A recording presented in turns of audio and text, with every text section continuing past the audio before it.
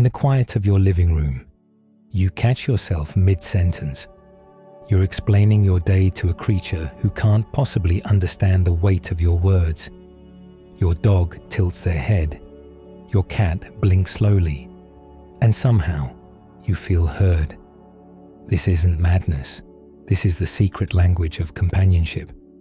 And the reason we speak to those who cannot answer back reveals something profound about what it means to be human. We've all been there. Walking through the door after a long day, and before we've even set our bags down, we're narrating our thoughts to a pair of eyes that follow our every move. We ask questions we know won't get answers. We share secrets we wouldn't dare tell another person. And we do it without shame, without hesitation, as if it's the most natural thing in the world. But why do we do this? What invisible force compels us to treat animals like confidants, therapists, and friends? The answer begins in the strange machinery of our minds. Humans are wired to see themselves everywhere. We look at clouds and see faces. We look at the moon and imagine it smiling. And when we look at our pets, we don't just see animals. We see personalities. We see intention. We see little souls wrapped in fur.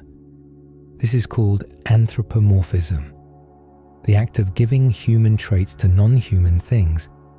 And while it might sound silly, it's actually one of the most powerful tools our brains possess. Anthropomorphism is survival in disguise.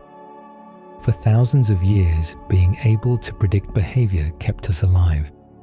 If you could guess what the lion was thinking, you could avoid being eaten. If you could sense what your neighbor intended, you could avoid betrayal. This skill became so important that our brains started applying it to everything. Trees, rivers, storms, they all got personalities in our minds. And now, in a world where we're mostly safe from lions and storms, we turn that same skill toward the creatures in our homes. The fascinating part is that this isn't a bug in our programming. It's a feature. When scientists study the brain, they find that the same regions that light up during human social interaction also light up when we interact with our pets. Your brain genuinely treats your dog as a social partner. It processes their facial expressions. It interprets their vocalizations. It builds a model of their personality. This isn't you projecting onto nothing. This is your brain doing what it evolved to do, finding social connection wherever it can. And this makes sense when you think about it. Humans didn't survive alone. We survived in groups. We survived by building relationships, by reading faces, by understanding intent. Those skills were so crucial that our brains became obsessed with finding social signals everywhere, even when those signals are coming from a different species entirely. So when your dog wags their tail, your brain doesn't just register movement. It registers happiness, affection, welcome. Your brain translates animal behavior into human emotion because that's the only language it knows. When you talk to your dog about your terrible boss, your brain is doing something remarkable. It's using your pet as a mirror. You're not really expecting them to give advice or solve your problems. You're using them as a way to organize your own thoughts. Speaking out loud forces your brain to put feelings into words, and putting feelings into words makes them easier to understand. Your dog doesn't need to respond. The act of speaking is enough. This is where the real magic happens. Pets give us something humans rarely do. They give us judgment-free attention. Think about the last time you vented to a friend. Did they interrupt? Did they offer unwanted advice? Did they make the conversation about themselves? Probably. Humans are terrible listeners because we're always thinking about what to say next. We're planning our response while the other person is still talking. We're comparing their story to our own experience. We're waiting for our turn to speak. But your cat just sits there. Your dog just listens, and that silence is powerful. It creates space for you to hear yourself think. There's no competition for airtime. There's no rush to fill the quiet. There's just you, your voice, and a presence that accepts everything you say without question. This kind of attention is rare in human relationships. We're so used to being interrupted, corrected, or dismissed that we forget what it feels like to be truly heard. And here's what makes it even more valuable. Your pet's attention is completely present. They're not checking their phone. They're not thinking about what's for dinner. They're not mentally composing a grocery list. They're just there with you in that moment. This level of presence is something most humans struggle to offer. We're too distracted, too busy, too fragmented. But animals live entirely in the now. And when you talk to them, you get pulled into that now too. Consider a case profile often referenced in psychology. A woman comes home every day and talks to her parrot. She tells it about her frustrations at work, her worries about money, her fears about the future. To an outsider, this might seem strange, but to her, the parrot is the only one who truly listens. It doesn't judge, it doesn't give bad advice, it just exists in her presence, and that presence is enough to make her feel less alone. This brings us to one of the most misunderstood ideas about pet communication. People assume that talking to animals is a sign of loneliness. They think it means you don't have real friends. But research suggests the opposite. Talking to pets is actually a sign of high social intelligence. It means your brain is so good at simulating conversation that it can do it with anything. You're not lonely. You're socially creative. Studies have shown that people who talk to their pets tend to score higher on measures of empathy and emotional awareness. They're better at reading body language. They're better at understanding unspoken cues. These are the same skills that make someone a good friend, a good partner, a good parent. So when you narrate your grocery list to your hamster, you're not being weird. You're exercising the part of your brain that connects you to others. But there's another layer to this. Talking to pets is also a form of emotional regulation. When you're anxious, speaking your fears out loud can make them feel smaller. When you're angry, venting to your dog can help you cool down before you say something you regret to a person. Pets become emotional buffers. They absorb the overflow of feelings that might otherwise spill out in unhealthy ways. Think about how this works in practice. You come home furious about something that happened at work. You're ready to explode. But before you text an angry message or call someone to vent, you sit down with your cat. You tell them everything. Every frustration, every injustice, every petty annoyance. And as you talk, something shifts. The intensity fades. The rage becomes manageable. By the time you're done talking, you've processed the emotion without doing any damage. This is emotional regulation at its finest. You're using speech as a release valve. You're transforming internal chaos into external language. And in that transformation, you regain control. Psychologists call this affect labeling. When you put a feeling into words, you reduce its power over you. The amygdala, the part of your brain responsible for emotional reactions, actually calms down when you verbalize what you're feeling. It's like magic, except it's just neuroscience. And your pet makes the perfect audience for this because they can't judge the messiness of your emotions. You can be as irrational, as unfair, as dramatic as you need to be. You can say things you'd never say to a human. You can admit fears you'd never confess.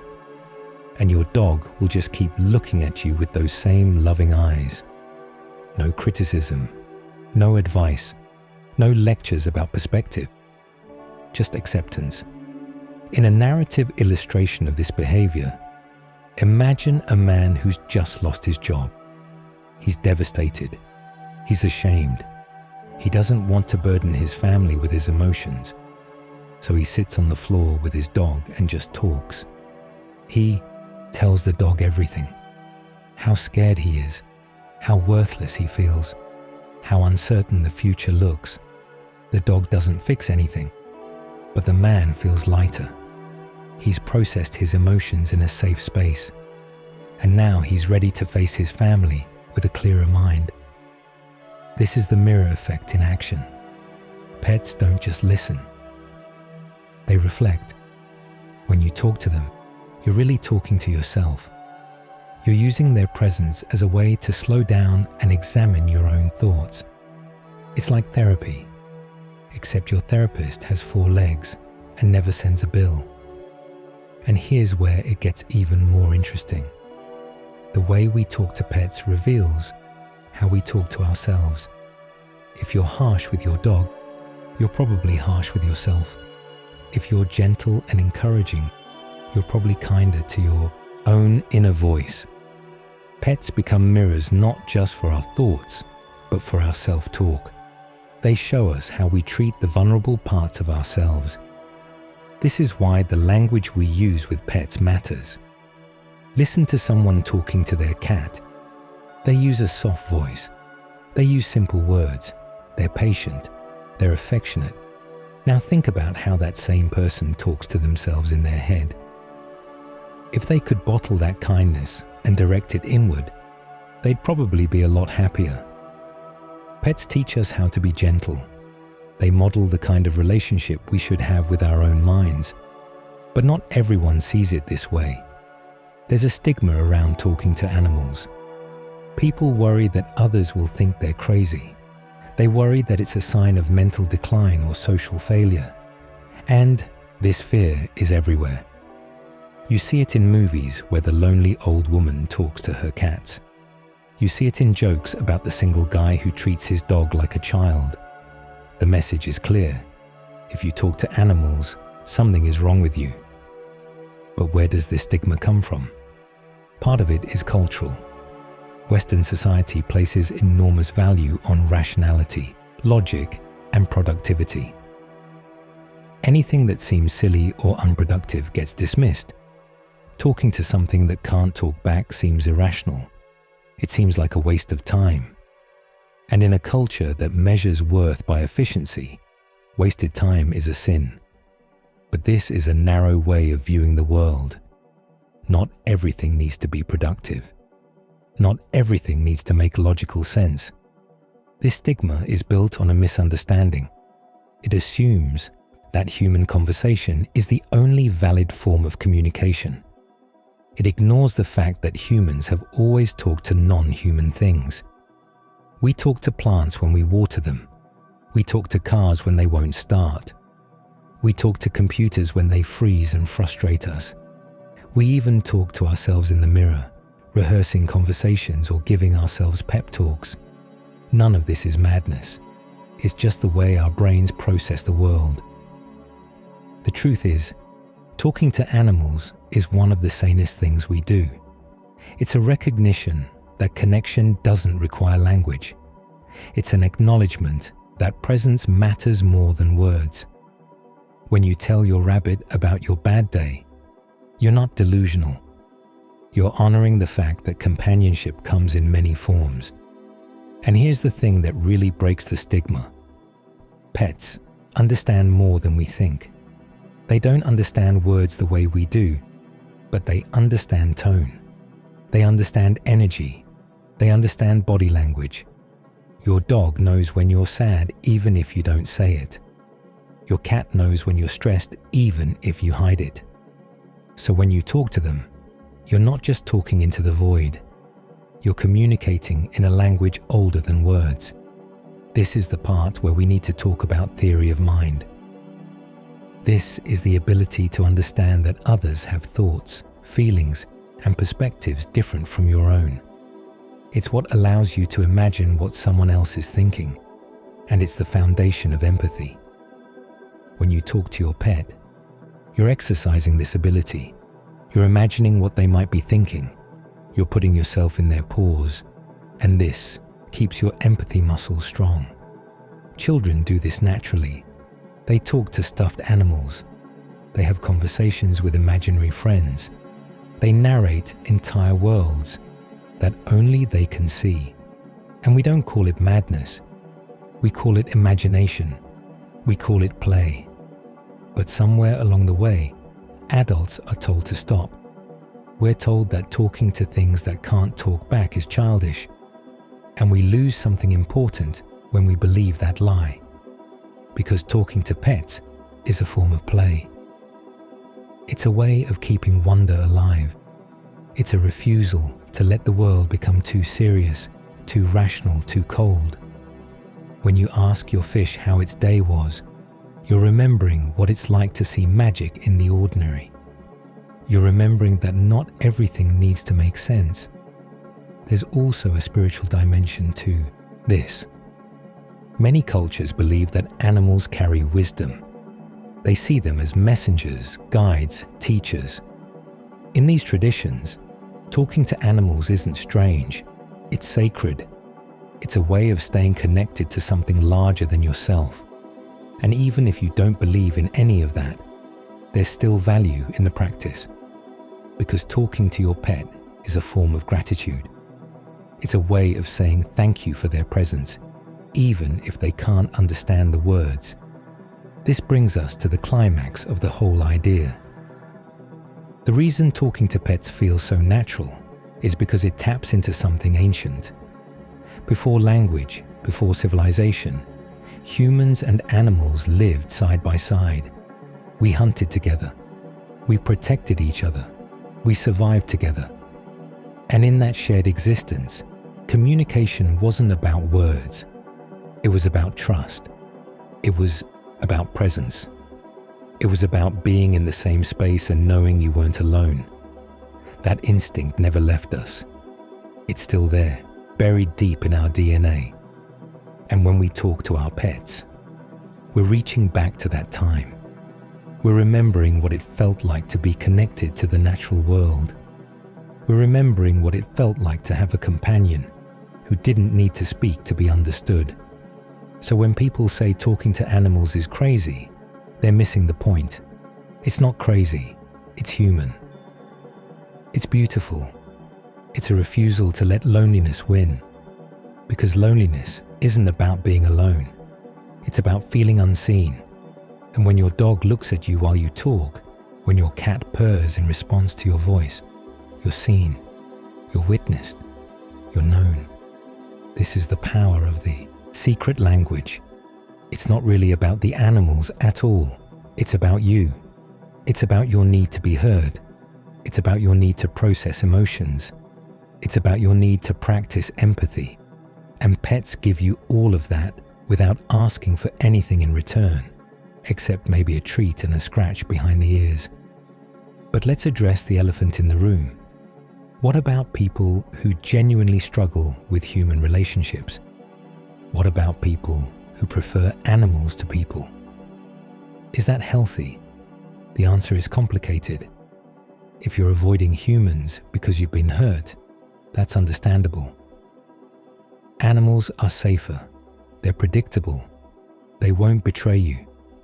But at some point, healing means re-engaging with people. It means taking the skills you've practiced with your pet, the patience, the kindness, the empathy, and bringing them into human relationships. Pets can be a bridge. They can teach you how to trust again.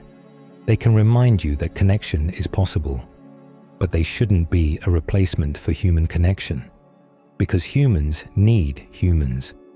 We need complexity. We need challenge.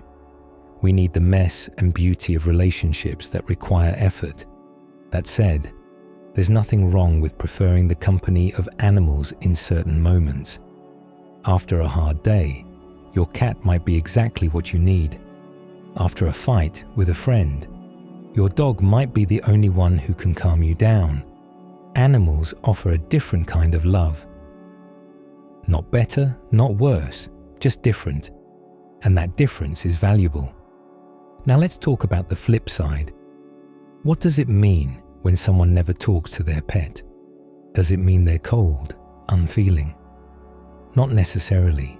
Some people process emotions differently. Some people don't need to verbalize their thoughts, and that's okay. But there's something to be said for trying it. Because the act of speaking, even if it feels silly at first, can unlock parts of your mind you didn't know were closed. There's also a cultural element. In some cultures, talking to animals is encouraged. In others, it's seen as foolish. But culture doesn't dictate truth. Just because something is common doesn't make it right. And just because something is uncommon doesn't make it wrong. The question is, does it serve you? Does it make you feel better? Does it help you process your emotions? If the answer is yes, then it doesn't matter what anyone else thinks. So here's the resolution. Talking to pets isn't a sign of weakness. It's not a sign of madness. It's a sign of strength. It's a sign that you're willing to find connection wherever it exists. It's a sign that you refuse to let the world make you hard. Because the world will try. It will tell you to stop being soft. It will tell you to stop caring so much. It will tell you to stop seeing souls in places where logic says there aren't any. But you don't have to listen. You can keep talking to your dog. You can keep confiding in your cat. You can keep narrating your life to creatures who may not understand your words, but absolutely understand your heart. Because that's what this is really about. It's about keeping your heart open. It's about staying connected to the part of you that believes in magic, in kindness, in the possibility of being understood. And maybe, just maybe, your pet does understand more than you think. Maybe in their own way, they're talking back. Maybe the head tilt is their way of saying, I hear you. Maybe the purr is their way of saying, you're not alone. Maybe the wagging tail is their way of saying, I'm here. I've always been here. And I always will be. This is the secret language of companionship. It's not spoken in words. It's spoken in presence. It's spoken in the quiet moments when you're sitting on the floor and your pet curls up next to you. It's spoken in the way they watch you when you cry. It's spoken in the way they stay close when you're scared. They don't need to understand your words to understand your soul. And that's the final piece of the puzzle. The reason we talk to our pets is because they remind us that we're more than our problems. We're more than our mistakes. We're more than the masks we wear for the world. When you're with your pet, you can be yourself. You don't have to perform. You don't have to pretend. You can just exist. And in that existence, you remember what it feels like to be enough. So the next time someone catches you mid-conversation with your hamster, don't apologize. Don't feel embarrassed. Because you're not doing anything wrong. You're doing something deeply, profoundly human. You're finding a way to stay soft in a hard world. You're finding a way to stay connected in a disconnected age. You're finding a way to remember that love doesn't always need words. And if that's crazy, then maybe crazy is just another word for brave. Maybe it's another word for hope. Maybe it's another word for refusing to let the world take away your ability to see wonder in the eyes of a creature who asks for nothing but your presence. So keep talking, keep sharing, keep believing that your voice matters, even if the only one listening has 4 legs and a tail. Because in that act of speaking, you're not just talking to your pet, you're talking to the part of yourself that still believes in connection. You're talking to the part of yourself that still believes in love. And that part deserves to be heard. This is the gift our pets give us. Not answers, but presence. Not solutions, but space. Not words, but witnessing. They show us that we don't have to carry everything alone. They show us that sometimes the best conversations are the ones where nothing gets solved, but everything gets felt. And in a world that's constantly demanding productivity, solutions and results, There's something revolutionary about a relationship that exists purely for its own sake. Your pet doesn't care if you're successful. They don't care if you're smart or funny or important. They just care that you're there. And in that simple, uncomplicated love, you find something you can't find anywhere else. You find permission to be human. Messy, imperfect, emotional, confused, scared, hopeful, broken, healing, all of it. And your pet doesn't flinch. They don't judge. They just stay.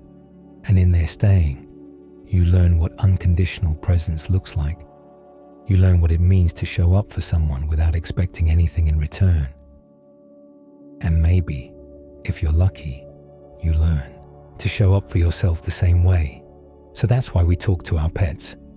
Not because we're lonely, not because we're crazy, but because they teach us how to be kind. They teach us how to listen. They teach us how to love without condition. And those are lessons worth learning, even if they come from a creature who will never say a word back. And that wraps up our look into the secret language of companionship. It turns out that talking to our pets isn't a quirk or a flaw. It's one of the most human things we do. It's how we stay connected to ourselves and to the world around us. If you found this exploration meaningful, hit that subscribe button for more deep dives into the human mind.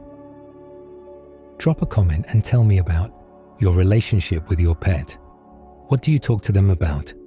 And I'll see you in the next one.